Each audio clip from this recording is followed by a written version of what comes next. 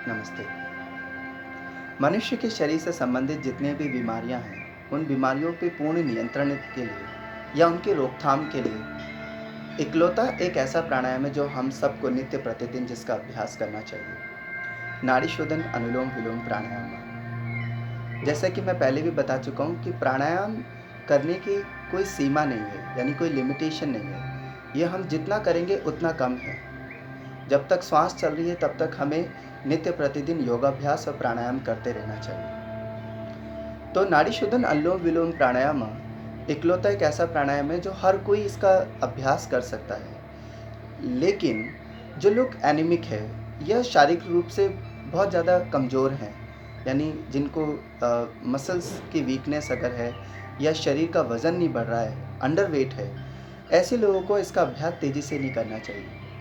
वैसे तो अनुलोम विलोम प्राणायाम बिना श्वासों की आवाज़ किए और बिल्कुल मंद गति से इसका अभ्यास किया जाता है, लेकिन कई लोग बहुत तेज़ी से इसका अभ्यास करते हैं। तो मैं आपसे रिक्वेस्ट करना चाहूँगा कि आपको इसका तेज़ी से अभ्यास नहीं करना चाहिए।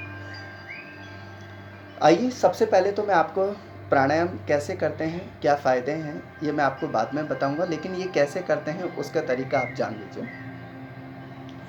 कैसे करना है आपको, कमर गर्दन हमेशा ध्यान रखिए। जब भी आप न केवल प्राणायाम बल्कि कोशिश ये कीजिए कि जब भी आप अपने क्लासरूम में या कहीं भी आप बैठे हुए हैं, यदि आप विद्यार्थी हैं तो हमेशा, और घर पे भी आप बैठे हुए हैं तो रीढ़ की हड्डी सीधी रखनी चाहिए। ये हम सबको ध्यान रखना चाहिए। कमर गर्दन बिल्कुल सीधी रखते हुए हमें प्राणायाम का अभ्यास करना है। ध्यान रखिए, प्राणायाम हम लेट कर के भी कर सकते हैं, बैठ कर के भी कर सकते हैं, चेयर पे बैठ कर के भी कर सकते हैं, सोफे पे बैठकर, जो भी आपको कम, लेकिन हमेशा रीढ़ की हड्डी आपकी सीधी रहनी चाहिए।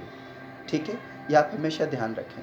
जिन लोगों को सिवियर बैकएक अगर रहता है, वो लोग यदि लेट करके इसका अभ्यास करते हैं तो बहुत अच्छी बात है। बस सीधा आपको लेटना है और रीढ़ की हड्डी को सीधा रखते हुए बिना तकिए का यूज़ किए आपको इस प्राणायाम का अभ्यास करना चाहिए। तो मैं आपको सिटिंग पोजीशन में कोई भी मेडिटेटिव पोस्चर जैसे अर्ध सिद्धासन, सिद्धासन, पद्मासना, स्वस्तिकासना या वज्रासन, जो भी आप कंफर्टेबल जिसमें आप फील करते हैं उसमें आप बैठ करके इसका अभ्यास कर सकते हैं। बस कमर गर्दन को बिल्कुल सीधा रखिएगा। दूसरी बात, अब क्योंकि नाड़ी शोधन अनुलोम विलोम प्राणायाम के लिए आपको अपने हस्त मुद्रा का इस्तेमाल करना होता है, तो मैं आपको नाड़ी शोधन अनुलोम विलोम के लिए ये प्राणायाम मुद्रा है, ठीक है, नासिका मुद्रा, इसका आप अभ्यास आपको करना चाहिए।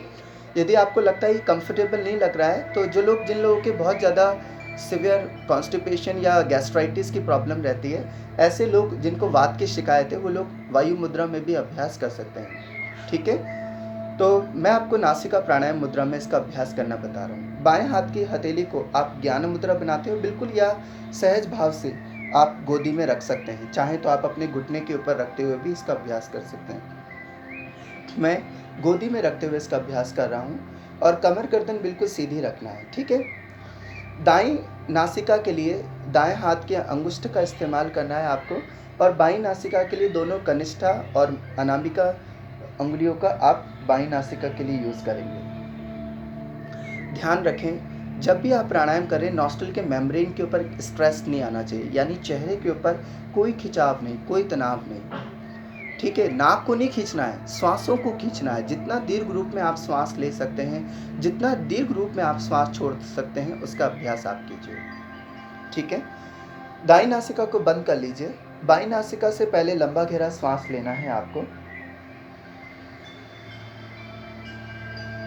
बाईं नासिका को बंद करते हुए दाईं नासिका से श्वास को छोड़ देना है। वापस दाईं नासिका से श्वास को लीजिए।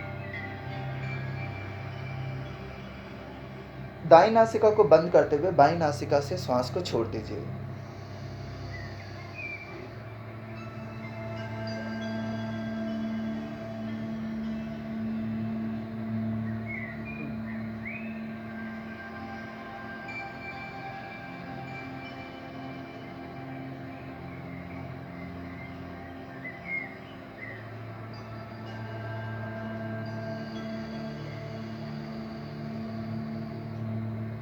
इस तरीके से आपको अनुलोम विलोम प्राणायाम का अभ्यास करना चाहिए। ध्यान रखिए, ये हाथों को मैं संकेत के रूप में आपको समझा रहा था कि मैं इस तरह श्वास को ले रहा हूँ और इस तरीके से श्वास को धीरे-धीरे छोड़ रहा हूँ। ये एक अल्टरनेट मेथड है। ये साइकिक ब्रीदिंग टेक्निक है जो आपको ज़रूर इसका सही तरीके से इस्तेमाल करना चाहिए। अब नाड़ी शोधन और अनुलोम-विलोम में थोड़ा-सा डिफ़रेंस भी ये है कि जहाँ अनुलोम-विलोम आपको निरंतर रूप से श्वासों की मात्रा को बराबर रखते हुए इसका अभ्यास किया जाता है और बिना श्वासों को रोके, वहीं नाड़ी शोधन को आप तेज़ी से भी कर सकते हैं और श्वास को कुछ समय के लिए रोकते हुए इसका अभ्यास आपको करना चाहिए, यानी कुंभक लगाते हुए। मैं आपको बताना चाहूँगा कि श्वास लेना पूरक कहलाता है और श्वास को छोड़ना रेचक कहलाता है। श्वास लेकर के रुकना अंतः कुंभक कहलाता है, यानी श्वास को रोकना कुंभक कहलाता है। तो श्वास लेकर के रोकना अंतः कुंभक और श्वास को बाहर छोड़ते हुए रुकना बाह्य कुंभक कहलाता है। तो यहाँ पे आपको ईड़ा नाड़ी से आपको श्वास को ग्रहण करना है और फिर बंद करते हुए पिंगला नाड़ी से श्वास को त्याग देना है। तो ये हमारा चंद्र स्वर है और ये सूर्य स्वर है। सूर्य हमें गर्मी देता है और चंद्रमा हमें शीतलता देता है। इन दोनों के बीच में हमें संतुलन बनाने का प्रयास करना चाहिए। जब आप ठंडी नासिका से और गर्म नासिका से इसका अभ्यास करते हैं तो इससे हमारे शरीर का संतुलन बना रहता है, यानी हमारे जो बॉडी का पैरासिम्पैथेटिक और सिम्पैथेटिक जो नर्वस सिस्टम है उनके बीच में कोऑर्डिनेशन बनने लगता है। ठीक है, तो इससे हमारा नर्वस सिस्टम हमेशा एक्टिव बना रहता है, हमारी संवेदी तंत्रिकाएँ तेज़ी से काम करती हैं और बॉडी शरीर के अंदर रक्त परिसंचरण तंत्र नियमित रूप से चलता रहता है, रक्त परिवहन तंत्र एक्टिव बना रहता है। तो जिससे क्या होता है कि हमारी शरीर के अंदर जितने भी रक्त वाहिनियों से संबंधित विकार हैं, जैसे वेरिकन्स वेन्स की प्रॉब्लम है या किसी को डायबिटिक फुट की प्रॉब्लम है, हार्ट से रिलेटेड कोई प्रॉब्लम है, हाई ब्लड प्रेशर या लो ब्लड प्रेशर या ब्लॉकेजेस अगर बढ़ चुके हैं या किसी तरह की अशुद्धियाँ शरीर के अंदर इकट्ठी होने लग गई है, तो उसके लिए नाड़ी शोधन अनुलोम विलोम प्राणायाम रामबाण है। जब आप नाड़ी शोधन का अभ्यास करते हैं तो यहाँ पे आपको श्वासों को रोकने का भी अभ्यास धीरे धीरे करना है, लेकिन पहले बिना श्वासों को रोकते हुए अभ्यास करें। जैसे कि मैं पहले बता चुका हूँ कि जो लोग एनीमिक है या शारीरिक रूप से कमज़ोर हैं, ऐसे लोगों को श्वास रोकने का अभ्यास नहीं करना है, या जिनको हाई ब्लड प्रेशर है, ठीक है, हार्ट का ऑपरेशन हो चुका है या सिवियर क्रॉनिक अस्थमा है, ऐसे लोगों को श्वास रोकने का अभ्यास बिल्कुल नहीं करना चाहिए। ध्यान रखें, वे लोग केवल सहज भाव से ही उसका अभ्यास करें, तेज़ी से भी नहीं करना। ठीक है, तो अब ध्यान रखें नाड़ी शोधन आपको कैसे करना है। बाईं नासिका से श्वास को लेते हुए बाईं नासिका को बंद कर लीजिए, 5 से 10 सेकंड श्वास को रोके, फिर धीरे धीरे आप दाईं नासिका को खोलते हुए दाईं नासिका से श्वास को त्याग दीजिए। वापस दाईं नासिका से श्वास को लीजिए, बंद करते हुए 5 से 10 सेकंड श्वास को रोके, फिर धीरे धीरे बाईं नासिका को ओपन करते हुए बाईं नासिका से श्वास को छोड़ दीजिए। तो इस तरह आप अंतः कुंभक करते हुए श्वास को रोकने का अभ्यास कीजिए।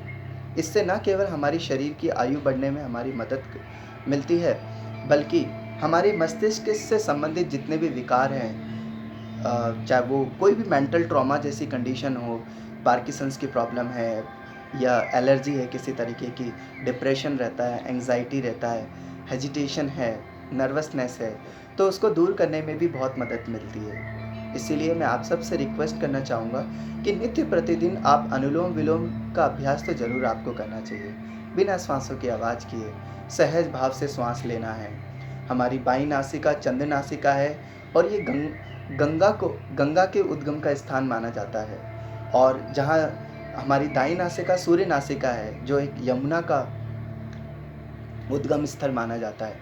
तो यहाँ पे गंगा और जमुना का समन्वय बनाते हुए सरस्वती के उद्गम को हमें और उसको उत्साहित करना है, ताकि हमारी शरीर की ईड़ा और पिंगला नाड़ी के मध्य में समन्वय आए और उस समन्वय से जो ओज जो तेज बढ़ेगा वो हमारी सुषुम्ना नाड़ी के रूप में हमें एकाग्र बनाएगा, जिससे हमारा मेटाबॉलिज्म और अच्छा स्ट्रांग होने लगेगा, और जिससे इससे मेटाबॉलिज्म स्ट्रांग होने लगेगा हमारी बॉडी की इम्यूनिटी पावर ऑटोमेटिकली बढ़ेगी। तो इसीलिए इन हमारी नाड़ियों में किसी तरीके के यदि असंतुलन है या किसी तरीके के कोई ब्लॉकेजेस यदि वहाँ बढ़ गई है, तो उनको दूर करने के लिए सबसे अच्छा इकलौता प्राणायाम है नाड़ी शोधन अनुलोम विलोम प्राणायाम, और हमें नित्य प्रतिदिन इसका अभ्यास करना चाहिए।